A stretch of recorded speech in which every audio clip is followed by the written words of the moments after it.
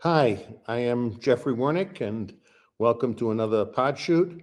I'm here with Richard. Richard was actually my first guest when I first started doing these pod shoots, and I'm very happy to have Richard back.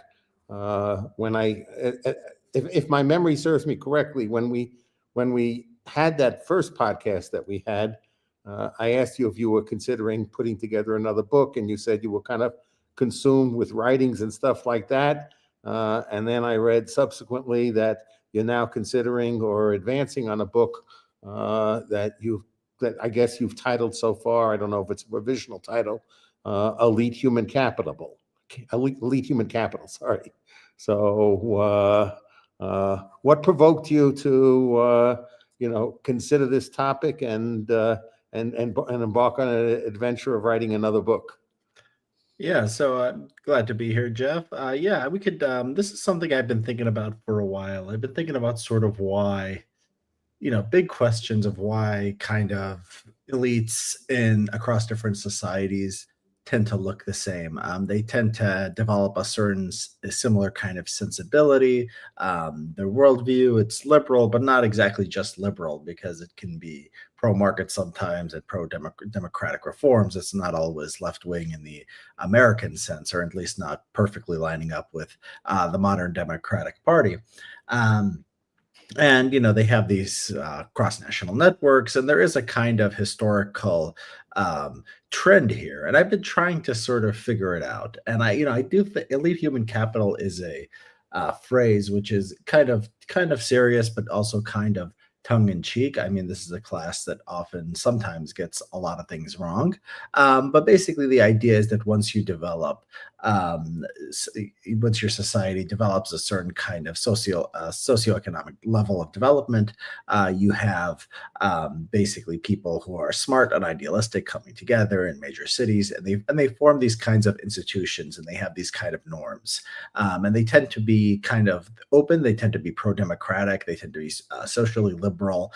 They can go a few different ways on economics, but the people who basically they are kind of set apart from the rest of society because they're more educated than the rest of society, and even people of sort of similar intelligence or socioeconomic background, because they devoted themselves to more idealistic pursuits rather than just making money or more tangible concerns that people think of as like standard measures of status. So just trying to explain this sort of phenomenon from a broad historical perspective, I think this provides insights into American conservatives and American liberals, where conservatism and liberalism have gone, where they've gone right, where they've gone wrong, different kinds of societies, and basically what the trying to explain the source of resistance to dictatorial regimes, and why dictatorial regimes tend to try to preempt the development of elite human capital communities. That's a large part of a subject of one of the chapters of the book. And so, yeah, this book, it's a collection of essays, but I use bits and pieces of essays from my previous work, but with some original material, and then kind of remade, just kind of put it into a coherent whole based on my writing for the last few years on this and related topics. How much of this do you think is analogous in some respect to like the Maslow pyramid, where, if you take a look at the elite, they're at you could view them as the top of the pyramid in the sense that they have enough money to basically not have to worry about, survival, like many people have to worry about earning a paycheck, having money for retirements and stuff like that. So you get to a point where you value a lot, self-actualization, and the value of an incremental dollar doesn't mean the same to you as it means to more than 90% of the world. And so you look to define yourself in terms, other than, the incremental dollar doesn't really impact your life. So then the question is, what are the things that you can do that you can create impact on your life that make you feel better about yourself, besides just making incremental dollars, that you get to a certain point where the incremental dollar doesn't really produce any utility, maybe some ego gratification that you've added dollars, but it's not like you could spend them enough, to change, your lifestyle. So then the question is if the incremental dollar and spending it doesn't make you feel any better, doesn't generate a lot more utility, what other activities that have non-pecuniary, non-monetary rewards that become more valuable to you than incremental dollars. Yeah, so that's, I mean, that's part of it. So at least human capital, yeah, we could talk about it as individuals, or we could talk about it as communities and sub communities. They really don't form until you reach a level of socioeconomic development. So this is kind of related to the idea of Maslow's hierarchy of needs. There's just not a lot of people who will be idealistic, I think, when when they're in poverty. And sometimes they can be. I mean, sometimes you get extremist political movements and so on. But it's like when people have a good life, usually they're not. They're not. When people have a good life, then they start looking for something else to make themselves feel better, to give themselves ego. You could frame it more charitably and say make an impact on the world, idealistic, or you could frame it less charitably and say they're trying to gain status at the expense of others. Both characterizations have some truth to them. At the same time, it's not like everyone, once you reach a certain level of wealth, becomes like this. I mean, there are rich people who don't care about politics or ideas at all. They just want to, save every dollar they can, right? So there's a lot of individual human variation here. But yes, I think once you have to reach a level of societal development, then people who are inclined to sort of, being smart and intellectually curious, and it's hard to sort of, it's like, what are the underlying traits here is a fascinating question. I don't go into that much. But yeah, there is individual variation here regarding what kind of communities and sub-communities people form. Yes, because ultimately people do form, these type of special communities, and many times these communities are expressions of what, economists would call giffen goods. So, we're actually, more people demand them, the more exclusive they are, because there's a lot of value of being an exclusive club. So the more exclusive the club, the more people with money want to get into that club, because it's harder to get into that club, and they'll all pay a higher price to get into that club because of how exclusive it is, and what they feel the perks are, associated, with that club. So I know for myself, when I first started making money, and I had the fortune of making money young, and I was trying to think about, okay, let me get involved in some philanthropic activities. Let me see if I could do good for the world other than just putting money in my pocket. And I noticed that once I entered that, philanthropic world, it opened up a whole bunch of business opportunities for me. I didn't take advantage of any of them because I wasn't really interested in.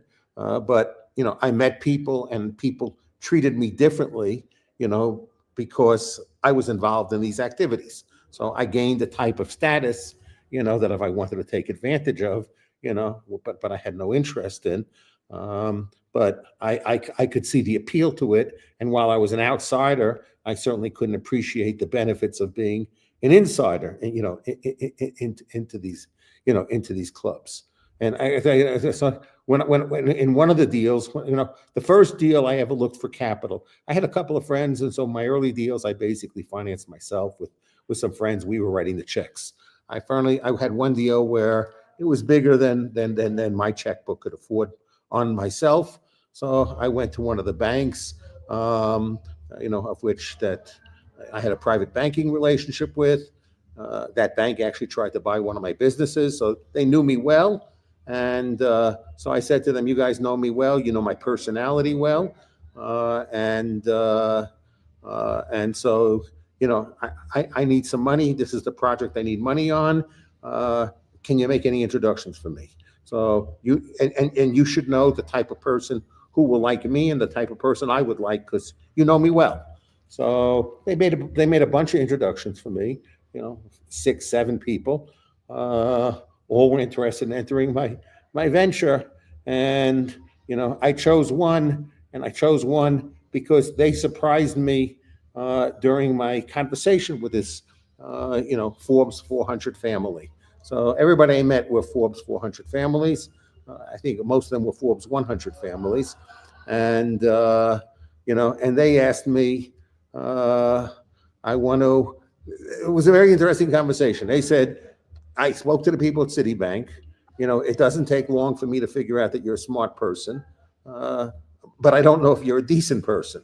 So I said, so I'm thinking, how can I signal I'm a decent person to these people? They don't know me. All I could just say is a bunch of statements about how wonderful I am, but that's self-serving and would have no value. And I didn't want to make self-serving statements about my own decency. So when they asked the question, I basically had no answer for it because I thought any answer would be very self-serving. So they said to me, no, we don't need you to answer. If you're willing to do this, you can blank out most of your tax returns. We just want to see how much money you're giving to charities.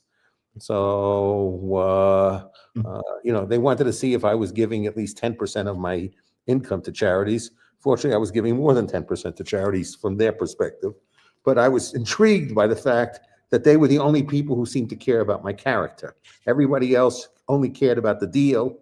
They didn't really care about getting to know me, my character. They just looked at the deal. I said, "Oh, this sounds good. The guy's recommended by the bank. He's highly recommended. The deal makes sense. I want to get in." And these people said, "I'm assuming that you're smart. I'm assuming the deal makes sense because I don't think the bank would call me if they didn't think the deal would make sense because the bank has their reputation, their relationship with me, so they don't want to burn their reputation by introducing me, meaning them, to a loser." So they said the bank wouldn't do that because then they could lose the relationship with the customer, who's a Forbes 100 person.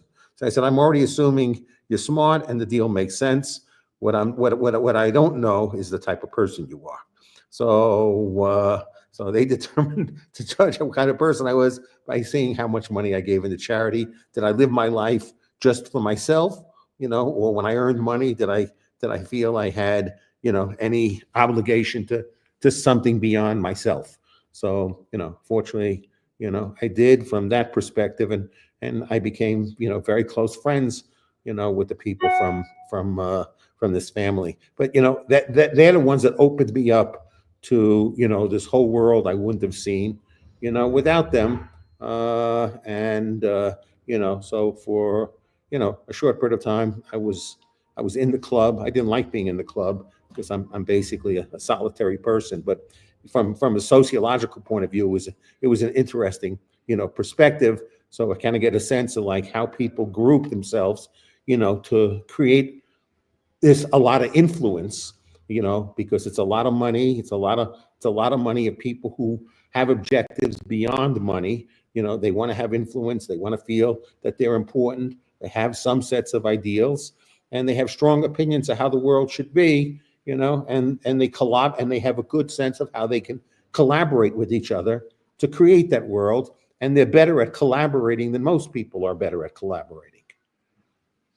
Yeah. So yeah, you're talking about a kind of interesting place of the intersection of kind of business and philanthropy. And I think one thing you're getting at is that these things are sort of intertwined, the money and the status from virtue. In the book, I think of these things as kind of separate, for the sake of analysis, for the sake of understanding these things in their purest form. And so you'll have industries or communities that run completely on this virtue, what we call virtue signaling at this point, right? So academia, I mean, very little money involved in the grand scheme of things, but everyone is either, at its best, they're trying to develop knowledge and trying to give some kind of bring something new into the world, either an invention or uncovering some kind of historical data or some kind of fact about the world, or presenting some theory that changes the world. That's at its best. At its worst, it's the kind of madness that we see on university campuses over the last decade and a half. And so these are kind of like sort of Platonic ideals. You have the university, and then you have the just the people who don't care about ideas at all. But I think you're right in that the majority of the world operates in this kind of, I shouldn't say, I don't know, majority of the world, but a lot of the world operates in this kind of intermediate zone where people are, looking up to you. You're having status because you have money, because you've had success conventionally measured.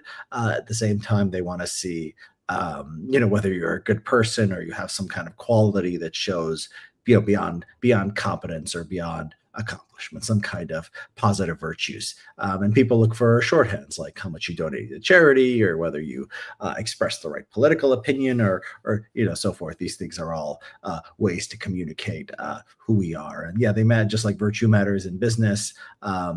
Success, conventional success matters in the elite human capital fields, in government, in journalism. These things matter too. So yeah, it's kind of much messier in the real world than I present it, but it's sort of good to have these kind of different poles of human existence in one's mind. Yes. And it is interesting as I think about who acts as validators, in this universe. So, my case, my bank that I had the relationship acted as a validator. The fact that that bank would pick up a phone and call other people on my behalf validated me. Okay. So people didn't trust me. They trusted the bank trusting me. And so the bank was that third party validator. I mean, I even remember the conversation when I sold my first business, for a good quantity of money, suddenly my mother would introduce, talk about her brilliant son, and I would tell my mother, so you think I was dumb yesterday and smart today? Because yesterday somebody offered me a lot. Today somebody offered me a lot for the business that they didn't offer yesterday. So in one day I became a lot smarter, or you reassessed you reassessed my intelligence based upon somebody who you don't even know, just because it's a brand that and a brand that where you don't know the individual basically is writing me a check. And so you look at me completely different because these people are writing me a check. And you could say, gee, I know you're my son and I love my son, but hard for me to believe that these people would ever write a check for any of your human capital. And then suddenly it happened. And suddenly I was a genius in her perspective. So I was very unhappy, that she changed her opinion of me, even if it was a positive change, but for the reason that she changed, because some third party that was credible to her. And so obviously I told her, I said, there's people you don't even know, they have a brand, okay? They validating me is more important to you than the fact that I grew up in this household. We lived together, for 18 years every day, and you can't trust your own judgment, about what my attributes are or are not. I said, instead, you defer to a third party who you have no idea, who these people are, and you don't even know how much they even know about me or whether they even did a good due diligence job on me. But you certainly had more opportunities to do diligence on me than they did. So you're relying upon their due diligence and your assessment of me over, your due diligence on me over an entire lifetime. So I was pretty pissed with her. So Did your mom have a low opinion of you before this, or it was just improved? I don't think she had a low opinion of me. She had a much better opinion of me, after it happened. So, it certainly altered her opinion of me in a material way. Not that she had a low opinion of me. She just, it significantly enhanced her opinion of me. The fact that these people wrote, that big a check. So I found the whole thing, humorous. As a lot of people changed their assessment of me. People who knew me for a long time, just because some third party wrote me a check, that in and of itself seemed to make me a different person. So I was the same person. So I just had a few more dollars in my bank account, but I was the same person. My attributes as a human being didn't change, but people treated me like I was a completely different individual. Yeah, I mean, there's a kind of rationality to that. I mean, even if someone's your parent, I mean, do whether your son is actually good at business or not? I mean, yeah, was your mom in a position to judge? I think, yeah, there is a kind of rationality. If you see someone accomplish something, and you say, "Oh, wow, I didn't know they had that in them," and so that can be a very positive thing. You're right, but I think that it's actually, that's part of it. But I think you're right that some people just are forming their opinions based on what others think, and if you got some kind of validation, I think for my mom, it was like when I went to when I went to University of Chicago Law School, that was kind of a big deal. I had to explain to her what it was. She didn't know what University of Chicago Law School was, but yeah, she was very impressed with that. And then, if I've been on TV or whatever, appearances in the media, she's impressed. She doesn't know what I do, but still, the fact that someone in the world is out there validating me is kind of a big deal. And so yeah, I think this is what mothers are like. Even though my mom always, was kind of very high opinion of me, but then just so happy she could tell other people. And sometimes it's that comes out, just like the ability to brag and raise her own status, of course, in response, because she has this son who did these things. Yes, which my mother also enjoyed. She also enjoyed the status that she got, being able to say, look, look at my son, these people wrote a huge check to him. So did you have a kid where this companies like that wrote a big check to them? So it's I think these status chasers are, I don't really think I know what it really means, elite human capital. But I think the question that you raise about really how people define their utility functions once they seem to have accumulated more than sufficient financial comforts, that's a problem they don't have to worry about, and how incrementally they give life meaning, and then you get enough of those people who become interested in things outside of money, and they kind of want to leave a legacy that's beyond. I mean, some of the legacy is also a function of money, like when you give money to, and you have your name put on, a university, a school, a hospital wing, or something like that. So that's to some extent is a legacy and an act of vanity, and virtue signaling. So I remember I was involved in one organization, and how they did their annual fundraiser is they got all the wealthiest people in the room at their major conference, annual conference, and they had a separate breakout session with the wealthiest people, and they put them in a room, and there were different levels of recognitions you got based upon how much you contributed to this organization, and they would have an auction in public. So if someone said, "Oh, who's going to write a check for 50,000?" And everybody's looking at each other and saying, "Oh, I'm wealthier than this person, so because I'm wealthier than this person, if this person gives a 50,000, I have to give 100,000 or 200,000 because I have to demonstrate I have a lot more money than this person." So ultimately, how much money they gave was a function of how much they wanted to signal to everyone else how much money they have, whether they actually had it or not. I mean, they had enough money to write the checks.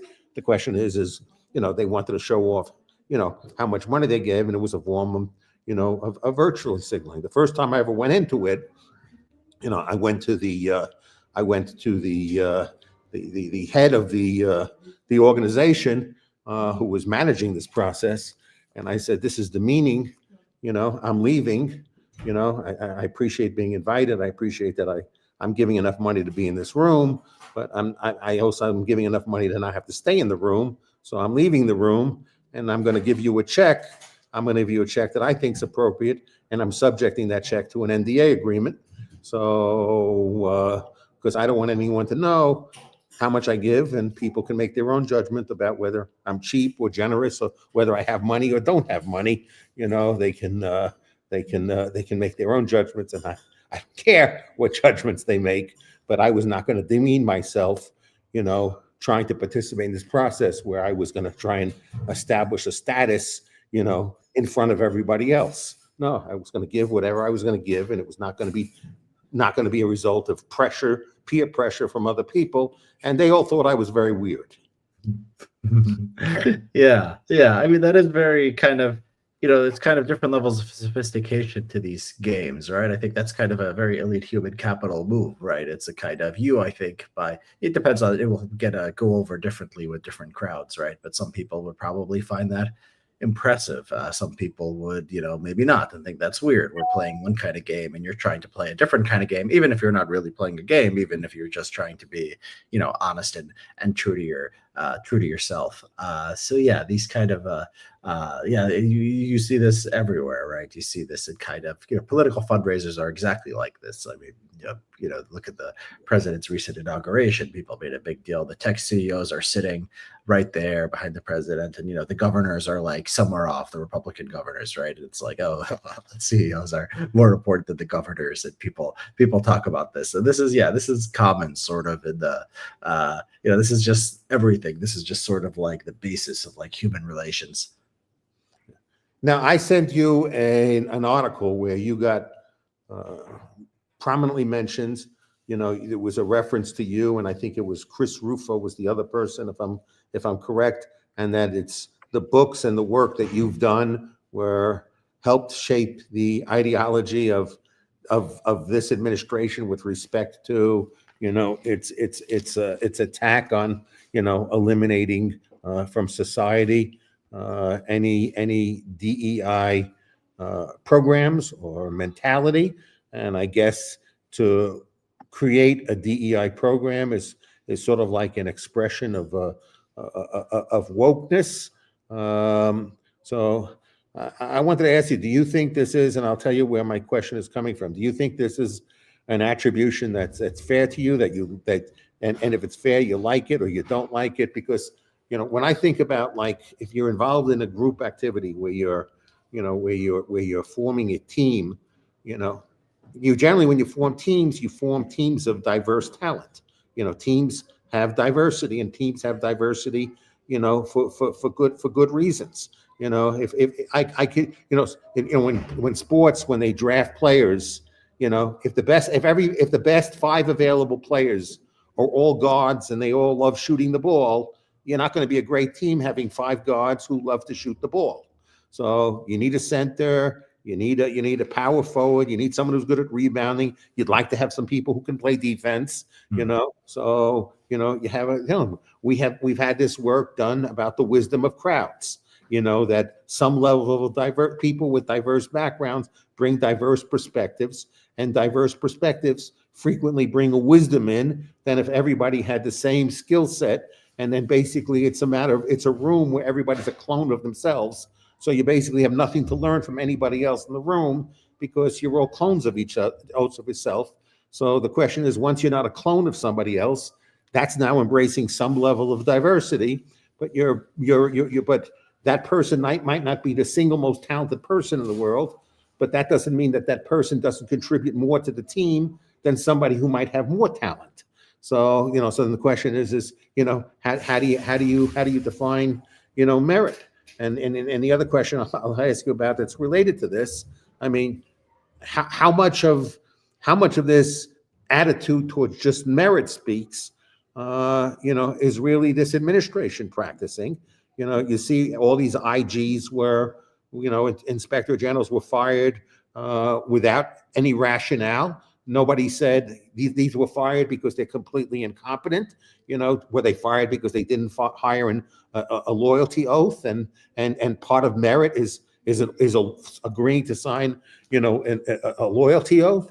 To have people from the FBI who were assigned to, January 6 cases, they didn't volunteer. They didn't look to do it. They were assigned, and they wanted to do a diligent job to show that they're a competent professional. Is that a reason to disqualify people? That is that consistent with this concept of merit? So did you have to write a check to the campaign to get certain positions? Is that a definition of merit? Is how much check you write to a single person, and that's an indication of what merit means. So for me, I think all these things are abuses of language. Because I don't want to know what the objective measure is. I'm just merit based. Okay, I look at somebody and I look at just those individual attributes of that person, and I don't need to know anything else about other things of them. That's just not true. The people who are getting rid of DEI, don't practice, merit-based hires. And I don't accuse them of doing it. I think all administrations do it. Only they've made a big point of saying everything should be based upon merit. And it doesn't seem to me that they're making decisions based upon what an objective, neutral person would define as merit. So there's a lot in the questions I asked. So let everyone hear from you with with these questions and statements I made. Yeah, I mean, you're right. There is, what you're getting at is correct. So that, I mean, there's a few things here. When you end affirmative action, you at least don't force others to behave, contrary to merit and contrary to individual freedom. So the executive order, the repeal of the executive order 11246, the forcing of affirmative action into the private sector, that's a pretty big deal, because this has been a standard part of American governance since the 1970s. I mean, it's really remade corporate America. DEI in the federal government, I don't think we need this. I mean, the idea of diversity, of course, there's diversity in any organization. Sometimes people have skills that complement one another. Somebody might be good at sales, and another person might be good at doing things behind the scenes. And of course, you want a team like that. Usually you don't have to force private businesses to do that. They do that. They don't all just pick, the same kind of person for every position, because they realize that, right? If it's something in their interest, they have a tendency to figure that out and to do it. And also, the executive order getting rid of DEI in government. I mean, I applaud that too. You're right, though, that, well, I mean, there's a couple things. There's, nepotism and crony capitalism and favoritism. And these things are, standard in government. And they always have been, because there are no market mechanisms. At least in the market, you suffer when you hire someone incompetent, or somebody who can't do the job, or you overpay somebody, you don't make rational decisions, you bear the responsibility. In government, it's much higher. And I think it's actually worse in this administration than a lot of places.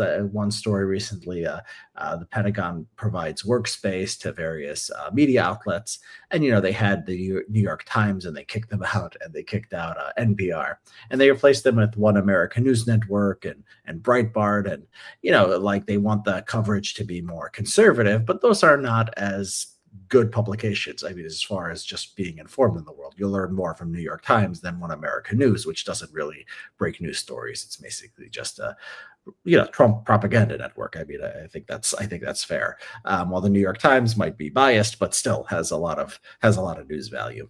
And so, this is I think a problem with the right. I think that, with the Trump administration right now in particular, I think there is an appreciation for this competence now. Like, Elon Musk is bringing in, super competent people like Elon Musk, and the people who, some of the smartest young people he knows, and they're going through the government, and they're trying to audit it and trying to figure out whether to do this, whether to do that.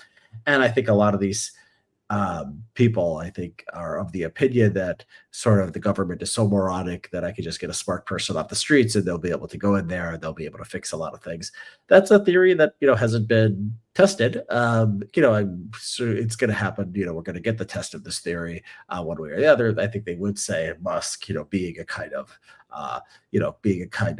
czar of the federal government, or whatever he's become. He's become something very, very important, a kind of co-president with Trump. People could say that's merit. He's probably probably deserves it more than Joe Biden, especially in his state in his last few years, and Kamala Harris. But then, yes, I mean, they're picking loyalty to Trump, above all else. I think that's like the clear. That's clear. And, it's like, this is kind of where the Republican Party is. It's kind of, merit is a kind of elite human capital value, despite elite human capital in recent years really going all into DEI. As far, they don't really do as much cults of personality, and they do have some kind of neutral processes in most places, right? Like the universities have standardized tests and so on, even though those have come under attack in recent years. So you're right. I mean, there are like a few issues here. I think sometimes, I want to see DEI, and I want to see affirmative action, be terminated, and it's not going to be the perfect kind of instrument to do that. I don't think Trump is for a lot of things, but yeah, I mean, I'm glad that he did it. I mean, he's going to be president. I'm glad that there's no DEI in the public sector. There shouldn't be.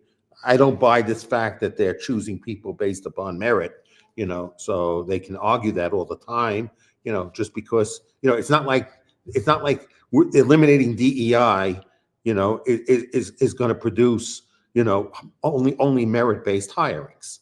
So, So I think there's a fallacy to think because we're getting rid of DEI that the talent pool is going to be materially better, because I could replace a DEI hire with a crony hire, who's equally incompetent but loyal to me.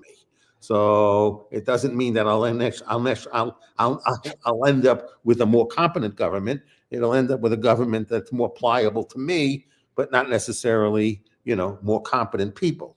So I still am happy to see, the DEI, but I think there was good reason for, the ruling that Congress made was, if Inspector General gets fired, they're supposed to be neutral and independent. So to the extent that you're going to fire someone who's meant to be nonpartisan in nature, you got to give Congress an explanation on why you're firing them, and Congress has to make its own judgment about, the substantive nature, the substantive, as the words used in the law, that they have to you have to provide a substantive rationale for the firing of these people. Yeah. And this administration clearly had no interest in providing any sort of rationale, substantive or non-substantive in nature.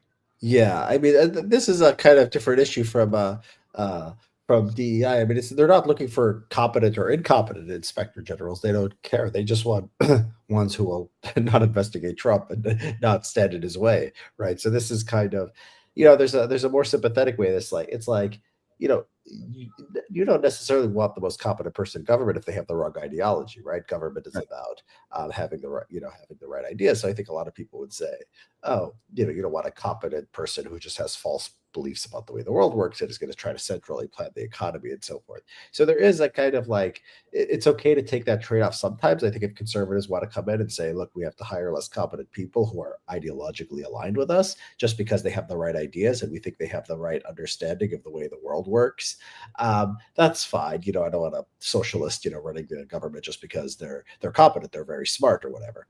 And so you have that part, but then you have this other thing where it's just like they're choosing based on personal loyalty to Trump and they're not following the law. And this just starts to look like not a merit issue, just looks like a case of classic corruption. I mean, the Trump administration is probably much more competent. The Trump is more, I think, competent. He sort of understands how to run the government better than he did in 2016. But it's more corrupt because he's sort of channeling it towards his own ends. And so, yeah, I think that's where we're at right now. And I think, and imagine, what do you think Jim Jordan and James Comer and and Ted Cruz would be saying, if Joe Biden said, I need to create a commission to make government run more efficiently, and I'm going to give them the access to every piece of information the government produces, and I'm choosing George Soros to do this. So Yeah. I don't think many people would dispute that Soros is a genius investor. He's a genius investor. So he's a very successful guy, very successful investor. I think many people, independent of whatever their political ideology, has acknowledged Soros as a genius investor. I was in a transaction in where I had invested in a round, where the leader of that round, who were cooperating very closely together, was Peter Thiel and George Soros. I invested in a company as a C round investor. Actually, I was the largest investor in that round. So I put up more money than Soros and Thiel combined. But I had a reason for doing that. That round, if you owned 50% of that round, then you could trigger unilaterally a put option. There was a put option in 5 years. You could put the shares back, and I wanted to be able to exercise that right without having to consult anyone else or convince anyone else. So I took a little over 50% of the round, so I would have that round right. So, but they were working very well together, and they were very, very close, and they had a high level of mutual respect for each other. So, but I mean, what do you think MAGA and Republicans would be saying if they saw that George Soros was granted the same type of power in a Democratic administration as Musk seems to have now, and doing it all without having to renounce any sort of conflict of interest? Yeah, I mean it's pretty quite I mean it's quite remarkable. And yeah, I mean they talk about social media bias. I mean incredible. I mean they used to worry about that. And you look at Twitter before versus Twitter now. I mean the owner of Twitter is out there 24 hours a day posting partisan information all day, right? He's just become an open activist. Imagine if Jack Dorsey or Mark Zuckerberg was, personally on Facebook or Twitter doing this, right? I mean, it's so clearly the kind of the principles of the kind of conservatives are just liberals can be bad sometimes too. They can sometimes not live up to their principles, but I think the degree of like breathtaking hypocrisy, like the degree of like lack of shame, like and how they kind of react to events. I mean, it's quite incredible. I mean, another thing with the tariffs, it was a big deal. Biden was raising prices, and they were saying, this is why Biden needs to lose. And then it becomes, it soon becomes, oh well, higher prices is a way we bring jobs back, and this is patriotic, right? It was just kind of overnight that this happened, and how they all start, getting mad at Canada and Mexico. So it's kind of a very kind of a and politics is entertainment. I think it is, and it's like watching people watching sports. It's like it's kind of crazy to expect them to be unbiased and like criticizing the referees. I mean, they're enjoying themselves. They're part of a team, and that's like how you have to see it. Yeah. What's the type of influence you'd like to have? What Uh, motivates you to write? What do how do you hope to provoke people in your writings? What do you hmm. want to accomplish in your writings? So there's a old meme of like somebody's wrong on the internet. You ever seen that where the guy's like, I can't go to bed, honey. Someone's wrong on the internet. And he's just typing away. I feel like that. I grew up kind of reading things online, being exposed to the world. I tend to, yeah, I want to, I want to have the influence among smart people who care about ideas. I want to try to synthesize and make sense of the world. Often I find my attention going to refuting ideas that I used to believe, or ideas that people who agree with me on a lot of things but disagree with me on this. And I think it's actually very important. It gets in something deep. So it's kind of, and what people call kind of the narcissism of small differences. But I think it's not narcissism. It's actually like we are lumping too many things together when we say this person's conservative or this person's liberal. And it's really, really worth kind of disaggregating and saying, okay, this kind of conservatism I don't like, this kind of liberalism I do like, this kind of liberalism, I don't like. And some of it is just being entertained. I'm just sort of like fascinated by the whole MAGA carnival. I just kind of it's fun. I mean, it's funny watching sort of Elon Musk and all these people do these things. It was fun for a while. Watching the campaign and seeing them all get excited about Kamala, then Kamala sort of fall.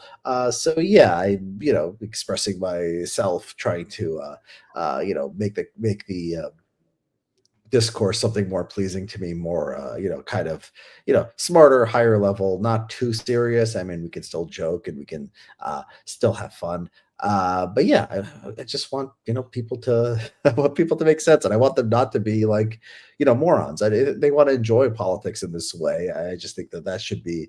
I mean, there's maybe a place for that, but I think there should be a kind of consciousness among smart, like group consciousness among smart, well-meaning, honest people. And in my own small way, I try to contribute to that. And what are the ideas? I'm curious. What are the ideas that you used to hold that you've now found you've refuted ideas that were ideas that you believed in the past? So yeah, there's a lot of these. I mean, immigration, I used to think was a big threat to the country. I don't really believe that anymore.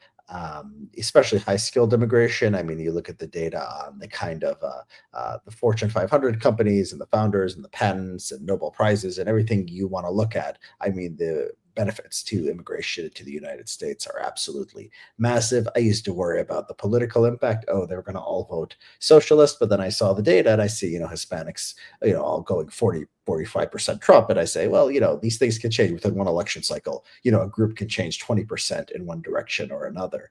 You take that and you take that along with kind of the DEI concerns. I mean, one of the concerns was we might end up like South Africa or Malaysia or something where racial preferences are everywhere and, they just become become a basis of, or India, I think, is like maybe the worst case scenario where it's just absolutely massive and crazy. But we were seeing a pushback against DEI. I don't think affirmative action in 20 years will be as bad as it was in the last 20 years. I don't think we're inevitably going to a more race conscious society just because we have more non-white people, because the country becomes more diverse. So I spent some time on that issue because it's an important issue, and it's one where a lot of people who have similar views with me on other things tend to have a different view on immigration. So I find it's like one thing that's worth arguing with them about. There's also like Trump's character. I mean, I am not, not a big fan, even though at the end I said, I voted for Trump just because in the end, it a very kind of, a kind of balancing of like how bad the Democrats are and where I don't agree with them. That's the conclusion I came to. But, we shouldn't be in denial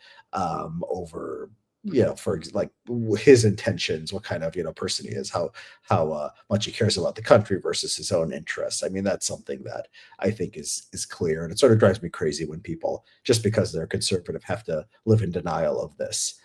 So yeah, there's a lot of things like that. Yeah. So how is with respect to first the election, I don't vote. So I think there's no utility in voting. I think they all suck.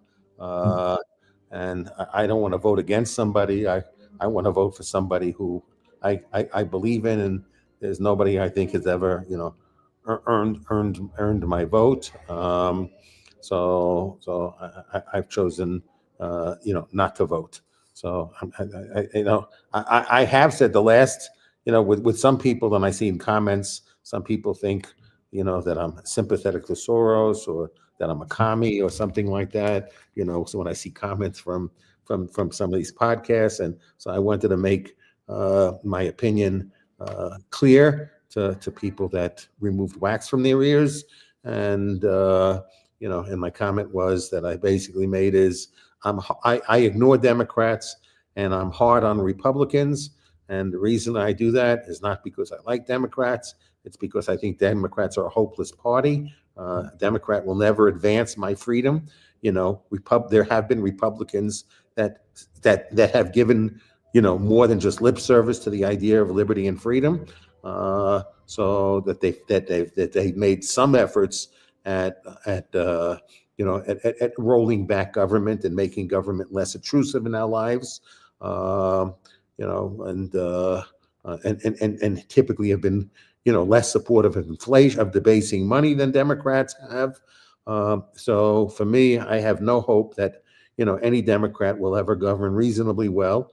Well, maybe you could say JFK did, because he had supply side tax cuts. He wanted to balance the budget, and there were talks that he wanted to return the U.S.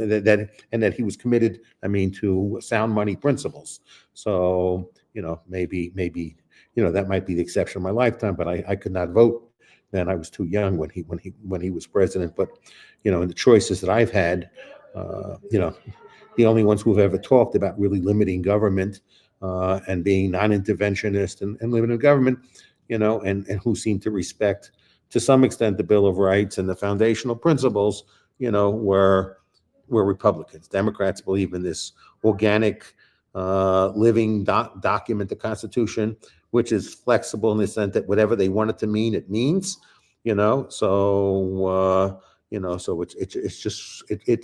it's a nice framework that we should look at and say, gee, what a nice piece of paper was written, and that was ratified, in 1789. Nice that these people wrote this document, and yes, we'll hold elections when they say we'll hold elections, but everything else, we'll interpret according to what we think is best given the circumstances that they are today. Even though they said if we want to do that, we should amend it. We amend this too hard. So let's just do it through, fiat, judicial fiat, legislative fiat. Let's not go through getting the type of consensus, that the Constitution requires, because that's just too difficult. We're just philosopher kings that know better than anyone else. At least Republicans in the past, were not as susceptible to behaving that way as Democrats have. So I don't spend time criticizing Democrats, because I just think there's no hope that they'll ever become a party that will ever appreciate liberty and, and freedom. I hope that maybe some element of the Republican Party will that will resonate. The party that would identify themselves more with a Ronald Reagan than a Donald Trump. So I'm still hoping more of them, emerge. So that's why I'm hard on Republicans, because I want to see more walking and talking like Ronald Reagan and less walking and talking like Donald Trump. So that's why I reserve my criticism for them, not because I like Democrats. It's mostly because of the fact that I find Democrats so horrible. There's no point in even talking about them. So I don't think there's any ability for them to be a better party than they are. So but I'm still I'm still not going to vote, and I don't really care about that. But how do you find your conversations with people who you used to talk to about immigration, who shared your views then, and if you've reformed your views and you've talked to people who have the views that you used to have, and you say, I changed my mind because of this? Have you been able to have them say, this is what caused me to change in my mind? Why don't you take a look at what I looked at that had my changed my mind, and tell me what you think about the stuff that I read that caused me to change my mind? And why don't you read it and tell me, does it have any impact on you? Have you had that type of conversations with many people? Yeah, I mean, sometimes something like that, will be discussed. For me, it's easy because I explain my ideas in long articles. So if they know me, they might have read them, and so they'll often already be familiar with how I'm thinking and why, and with links to all the sources and so on. I find it, pretty easy most of the time to continue being friends with people because I don't know, it's kind of grandfather. People can watch my development in real time, so people don't want to talk to me.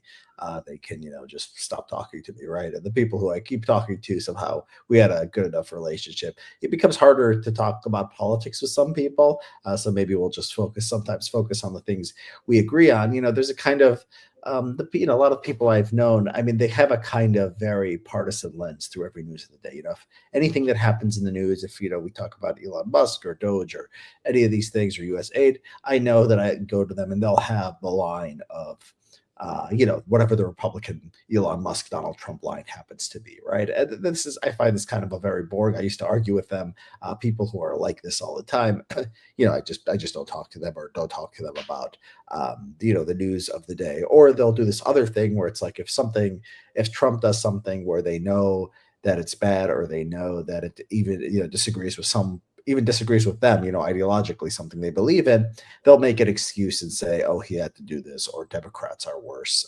So it's so warped. The partisan thinking on Trump and Republicans is just so warped that some people are difficult to talk to. I mean, more often what happens is people reach out to me and say, "I used to believe that," because I have a much larger audience of the people who I just know personally. A lot of people who I don't know are reading me, and they'll often reach out to me and they'll say, I was somebody told me they were reformed, Bronze Age pervert, and so it's like, okay, yeah, I led people towards classical liberalism. I mean, I think that's sort of been my role. I think a lot of people who were far right sort of saw that, like, you can, have smart criticisms of the left. You could not be afraid and not be PC.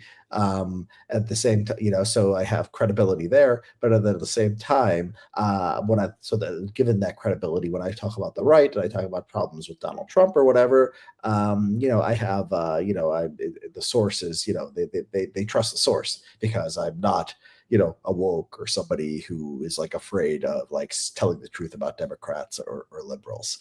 And so, yeah, I think that, like, yeah, trying to influence people at an individual level is probably very hard. I give my writing, I give my thoughts to the world, and hopefully, shift who I can.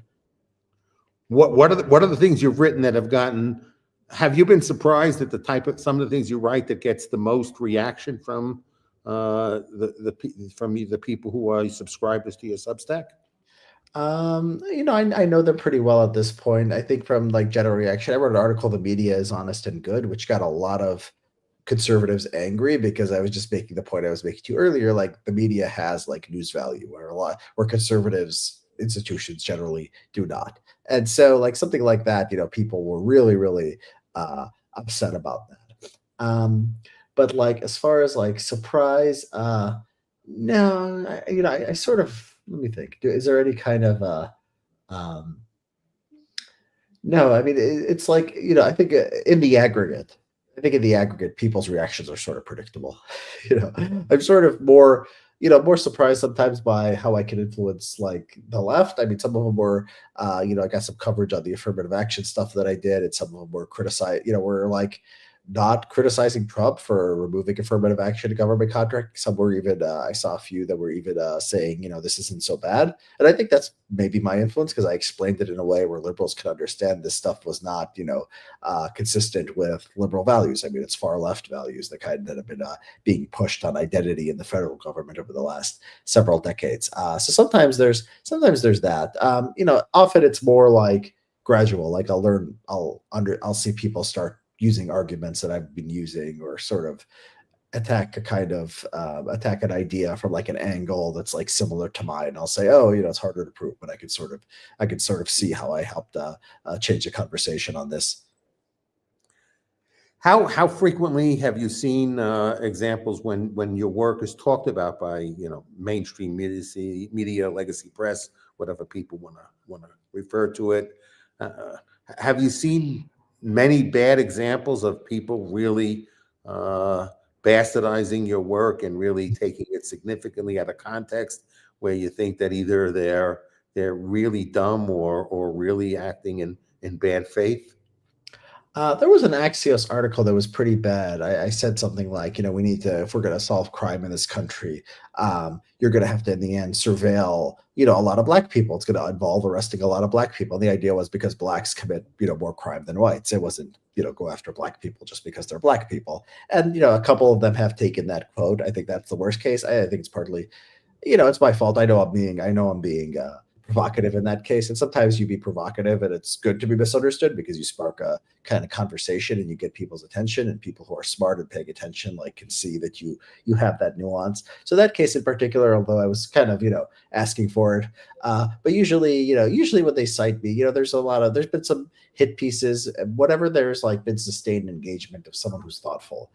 It's been well. I'd say that like, I'd say that like 70% of my experiences with the media being quoted, or my views being summarized, I've been happy with it. 30% is like bad. It's usually not. It's usually very polarized. Either it's very fair, or it's like very just like a kind of attack on me, and that's fine. I don't like. I don't have this victim mentality. A lot of these people are like, oh, never talk to the media, never trust them. They're all the enemy. I just, I don't do that. It's just, it is what it is. They have, some people are stupid. Some people are bad faith. I have my own voice. Often it's a bigger voice than the media that's, attacking me or whatever. So, I let it sort of roll off my back. Yes, I mean, I'm saying that from the perspective of how objective and how good a job you think media attempts to do is applying, what would be considered good journalistic practices when they write stories. Well, look, I'll say the media is more on average, like the average Twitter anonymous person, even like the ones with the big, maybe especially the ones with the big accounts, like an anonymous person with like 50,000 Twitter, like on average, how they understand me versus like media, on average, they're much worse. I mean, I see a part of the reason why I defend the media sometimes, I see the alternative, and there's a lot of just really, really, it's just stupidity out there. I very much agree with that. I tell people, I had no idea what to expect when I was involved with Parler, and I basically spoke with the media. The founder of Parler liked to be on TV, so he did all the TV, but the print media, he preferred that, that I deal with it. So I spoke to the print media, and, my experience was, well, one is I follow the advice I got, from one of the people involved in Parler who said, Jeff, to the extent you have no experience speaking to the media, I'm going to give you advice. There's no upside, okay? Your job is to not make any mistakes. Your job is to avoid a hit piece. You're never going to have a win. So a win is not having a loss. So that's what he told me. So I tried to be always very careful about, let me think about every word I say, and let me figure out how that word could be twisted in a way that could reflect poorly, on Parler or on myself, and make sure I avoid those words that could reflect poorly on Parler or myself. So I was very careful with what I said. I was always sincere with the media. I mean, so I never tried to spin. So my personality is not to spin. I never tried to spin. So I always gave a sincere answer, and then when I decided not to answer something, I basically told them it was none of their business, and I was very direct about it. I didn't play word games with them. And if I told them it wasn't their business, I gave them a reason why I thought it was none of their business, and they could accept or not accept my reason, but I always gave a reason. So, I basically found that pretty much, worked for me. And the fact is that I don't think I ever got treated unfairly by the media. And I think most of the stories were, as far as like the conversations with me, while they were incomplete, I don't think very much was ever taken out of context in order to make either Paula look bad or me look bad. So I certainly would think that if I grade them, I would grade them. If I had the same conversation, on a Spaces on Twitter or here, I'm sure the comments and the reporting of it would be much worse than you would see in the New York Times as far as for accuracy. So the only time I felt I really dealt with somebody that was really in bad faith was I think the only conversation I got angry with, and so I did not follow the advice that I was given because I allowed myself to get angry. This person made an accusation about Paula that was a false accusation and tried to ask me gotcha questions. I was not an officer of Paula. I didn't have all detailed information, and they were asking for very specific information, and he kept probing for that information. And I got upset to the point I said, look, ask me the questions you want to get the answers to, and I'll get you the answers in a prompt way. And he kept pushing the questions, and I allowed myself to get angry. My bad, and then I just basically told him, you would not ask these questions to Mark Zuckerberg, and you would not expect Mark Zuckerberg to have the answers to these questions. So you're asking me questions that are unfair questions, that you shouldn't expect me to have the answers to these questions, but I'm going to get you. But by that point in time, I was yelling at him. So because I got angry, he basically did a hit thing on me where he basically said whatever he was probing about, I was completely indifferent to. So which was a lie. So I contacted his boss at this newspaper, and a very well-known one with very high circulation. That's as well respected as any of the top considered newspapers. And the guy said to me, I hear your story. I've spoken to the journalist. To the extent that you got treated unfairly, that's probably true. So we're going to respond by letting you write a letter to the editor where you'll explain, your point of view. So I accepted that. I wrote a letter to the editor. I named the journalist in the letter to the editor. I took a quote from the article, so it was very clear about the statement they made, the lie they made, the bad faith they had. But I wanted that journalist's name in it because the journalist named me, so I have the right to name the journalist that named me. So the editor contacts me and said, I want to make edits to your letter to the editor. So I told the editor, I said, our agreement was I would write a letter to the editor and not we would write a letter to the editor. So you either take my language as it is, or don't publish it, and you're proven to just be a liar. And if you can live with yourself being a liar, I'm not going to make any much of a bigger deal over it. I made a little deal of it because on the Paula account, I posted the details of the conversations I had with this newspaper, so the Paula community could judge for itself, including the emails that were exchanged. So I provided transparency to the Paula community, and a number of people canceled their subscription to this newspaper, after seeing the way I recounted that story. And they called me back and said, what can they do to make peace with me? I said, I'm not at war with you, but you're accountable for your own lies, and we don't have any problem as long as you don't lie. and I'm not looking to get you, but you made published lies, and you didn't publish my clarification. So because you didn't publish it, I have to self-publish it because you refused to publish it.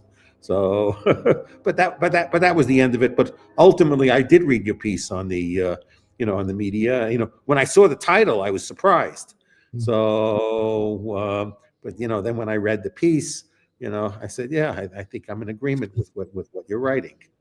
So, That's what we're trying. Yeah, that's what we're trying to do. The media, the sometimes the headlines get your attention, and then people will find it's much more nuanced when they actually read it. yes, and I did when you wrote the headline, what did you think? How did you think people were going to react when you chose the headline for it? Oh, I thought they would be angry. I mean, that's you want to not be ignored. I mean, when you're writing for the public, I mean, you don't want to be dishonest. You don't want to be sensationalist, where you make things up or you say things that are not true. But what's if you could choose between a headline that gets people's attention and one that people are going to ignore, you want to get people's attention. So I say media is honest and good, and they always sort of explain what exactly it means in the grand scheme of things, by realistic standards compared to other institutions and other ways of arriving at truth. The media is generally honest and good; they don't lie, right? So it was I go for basically the most attention grabbing thing that I think is honest, and then go from there. and well, that certainly was attention grabbing. So I mean, whatever your headline is, I like to read whatever you write. So I read whatever you write, and I'm indifferent to the headline. Okay, I don't got to win you over, Jeff. Great. That headline was certainly provocative, and it surprised me. But whatever headline you had put in, I would have read the article. But that's just me. I don't know if I'm your typical consumer, so of your content. So when will this book come out? When do you expect publication on not too long. I wanted, I went through publishers through my last two. This time, I think I'm going to self-publish. So I think I'm going to be finished within a month or two. And then I've never got through the self-publishing process, but I don't think it's going to take too long. And at that point, it'll be out. So it could be out like in 3 months. Yeah, I don't know what the actual, how to format it and all that for self-publishing, but yeah, it could be 3-4 months. Yeah. Now, when you self-publish it, are you self-editing, or are you going to have a third party edit it before you? No, I'll edit it mostly. I have people who'll help me, but yeah, mostly I'll just do it myself. Yeah, I'm a terrible editor of my writing. So, it's a danger. It's a danger, unquestionably. So yeah, you have to be very careful. You have to be very thorough with that. Yeah, but my writing is not seriously published. I mean, so yours is seriously published. I just send it to friends who are forgiving of my grammatical mistakes and my typographical mistakes, and sure. And basically know the point I'm conveying, and they're not grading me for other attributes other than, do they think the ideas are sound and interesting to read. So my audience is just my friends, so who are quite forgiving of my mediocre writing. So but you write professionally, and you have a lot of people that read your writing. How's your Substack growing?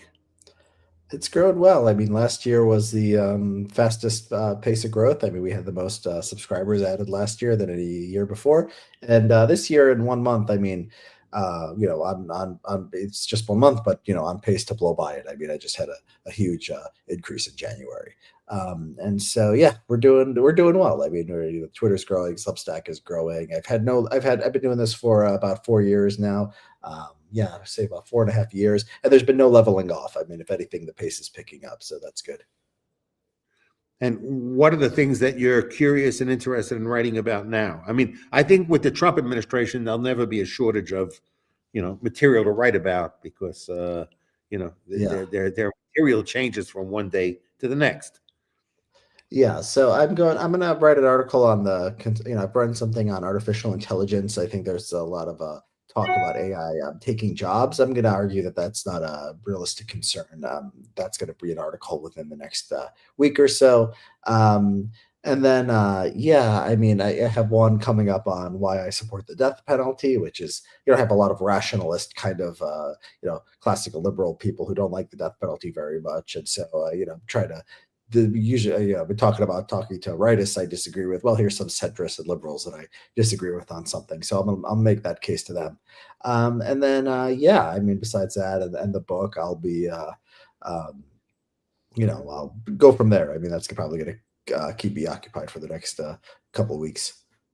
Do you do much public speaking, and or most of your speaking is like this on, you get a bunch of, podcast interviews, and besides your writing, you speak at a bunch of podcasts. I get invited to stuff. I have 3 little children. I mean, so it's hard to travel. I have 3 kids, 5 and under. So there's not Wow. it's to leave my wife, it's hard to do that to her, to leave her with them. So yeah, I don't get out that much. It's mostly online. And so that must be nice. So you get to spend a lot of time with your kids, but it's a lot of responsibility too, to Yeah. balance, the attention that you have to give kids that young, and the focus and concentration you must need to do all the writing that you do. Yeah. Well, I mean, yeah, the 2 older ones are in school. Yeah, I mean, yeah, it's a lot, but, thankfully I have a job where I don't actually have to go anywhere most of the time. I do try to get out. If I get invited to conferences every once in a while. I get invited to give speeches. I wanna, I don't like to just be at home all the time. I mean, I like to, when the opportunity comes, take advantage of it, but still, that's I don't do nearly as much as I would if I didn't have, little kids here. What are the conferences you find interesting to attend?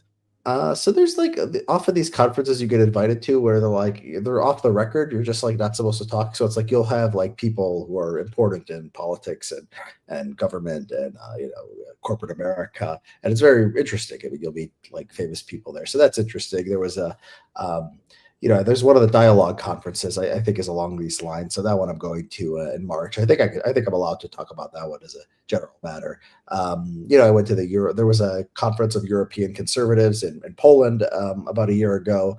I was invited to that, and somebody really wanted me to come out there, so I went out to Poland for the first time. So yeah, stuff like that. How is Poland? I was just in Warsaw. It wasn't, it was sort of kind of bland. I mean, very rule following. I wrote an article on this about like impressions of Poland, and it was kind of less Slavic and more Germanic than I expected. No, I've never been, so I wouldn't. I've seen some blog posts where people say, Warsaw is a very interesting city to visit, but it's not high on my list of cities to visit. No, Warsaw's And not, that special. Yeah, there's a lot of better places if you're gonna, if you're gonna make a list of all the places in the world. yeah. So Petersburg or Moscow, I mean, beautiful if you could get there. I mean, that's an experience. it's a.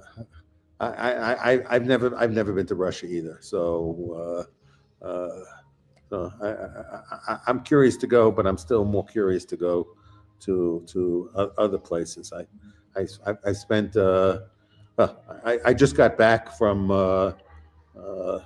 I spent almost a month. I spent a little over 3 weeks in Egypt and Jordan, uh, which I thought was an incredible trip. Mm. To provide the context of seeing, you know, Egyptian civilization, to see the structures the Egyptians built, 3,500 BC, 3,000 BC, and nobody around the world, it seems, were building anything comparable to what they were building at that point in time. And I found one thing really, I found a lot of things very fascinating, but, when we were going through the hieroglyphics and all that other stuff, with respect to, we had a professional guide and a historian with us to describe certain things to them. In one of the locations, in one of the temples in Luxor, a lot of the inscriptions, a lot of the writing on the temple was actually a ledger.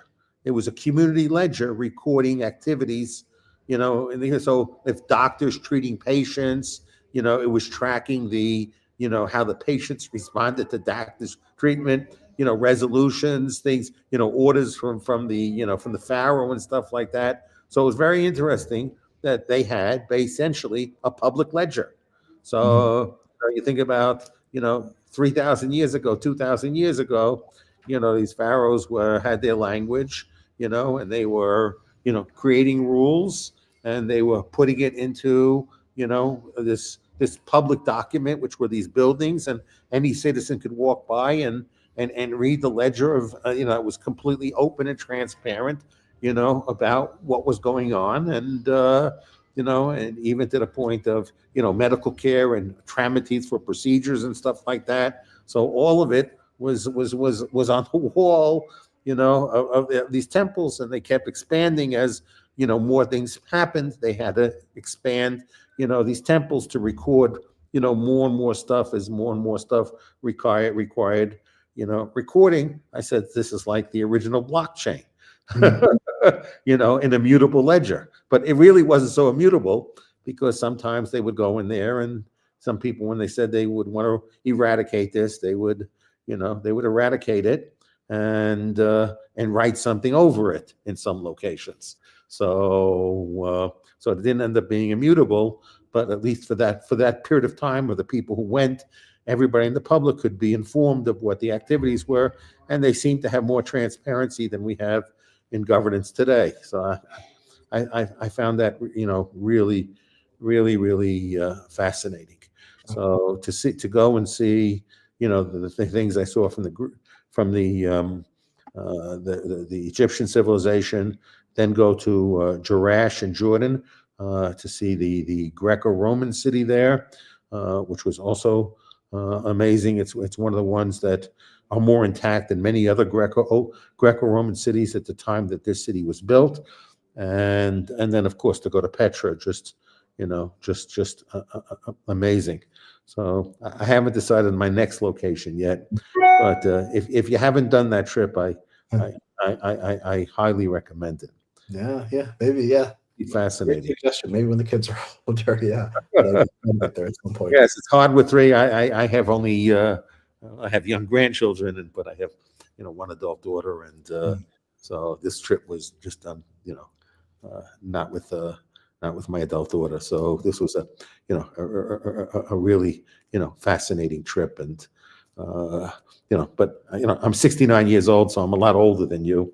So I'm at the stage of my life that I'm trying to do my bucket list. Yeah, enjoy it. Yeah, I'm glad. While I can still get around.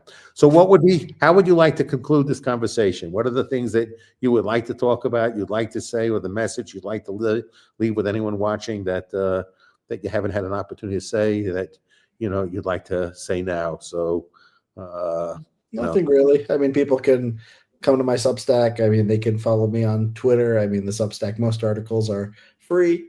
Some I try to keep the most important ones free. Some of them are paywalled. But yeah, you can find me there, and look forward to seeing everyone there and talking to them. I would like to encourage everyone to read all the free ones, but Richard's worth subscribing to, and I think that I think this is a great thing for neutral public intellectuals who try and look at things without being a member of tribe. It doesn't mean they don't have their own ideological biases, but it means that they might, while they have ideological biases, they might not have political biases. And I think every citizen, who wants to be informed when they go to the polls, should read people who are not politically biased, even though their ideology might align themselves more with one party than the other, but ultimately they're not necessarily partisan, where they're not just defending everything their tribe does, because the tribe is basically people who search for truth in the way they go pursue searching for truth. And there are not many people that are, a lot of people that are really worth reading, and I think Richard's worth reading. So I think anyone who wants to be an informed citizen, they can be a better citizen, which means to be more informed. They should include reading Richard's work, and we should value knowledge, and we should pay for it when people like Richard, make an effort to write stuff. There's time, effort involved in it, and everybody wants to be compensated for that effort. And if you're going to think the reading is worth it, the best way of acknowledging it is to pay for it. I think Richard's worth reading, and I think anything that's worth reading is worth acknowledging, which means it's worth paying for. And I think it's a good value to subscribe to Richard's Substack, and I hope you all do. Thank you, Jeff. Those are very kind words, and I really appreciate it. Thank you. Well, you have a great evening. You too. Bye.